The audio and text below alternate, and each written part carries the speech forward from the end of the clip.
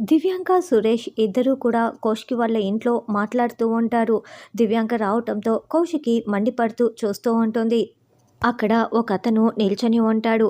ఏంటి, చేసిన తప్పుని కప్పిపుచ్చుకోమని కౌశికితో డీల్ మాట్లాడుకోవటానికి వచ్చావా అని దివ్యాంక అతన్ని నిలదీస్తూ ఉంటుంది. వాడు ఒక అమ్మాయిని ప్రేమించానని చెప్పి పెళ్లి చేసుకుంటానని చెప్పి కడుపు చేసి మోసం చేసి వదిలించుకోవాలని చూస్తున్నాడు. ఆ బాధతో ఆ అమ్మాయి సూసైడ్ లెటర్ రాసి వెళ్ళిపోయింది.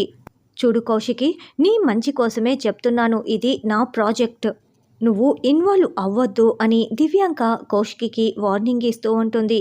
ఏంటి, నీ బెదిరింపులకి నేను భయపడను, ఏమాత్రం లొంగనని నీకు బాగా తెలుసు కదా దివ్యాంక. చూడండి రమేష్ గారు, ఏ ఫ్రాడ్ మనుషులకో భయపడి డబ్బులు ఇవ్వాల్సిన అవసరం లేదు. ఆ అమ్మాయి ఎక్కడ ఉందో కనిపెట్టి అందరి ముందు మేము నిజం బయట పెడతాము అని కౌశికి చెప్తుంటే, అవును, మా వదిన చెప్పిందే చేస్తుంది, ఇక నువ్వు వెళ్ళిపోవచ్చు అని కౌశికి కూడా చెప్తూ ఉంటుంది.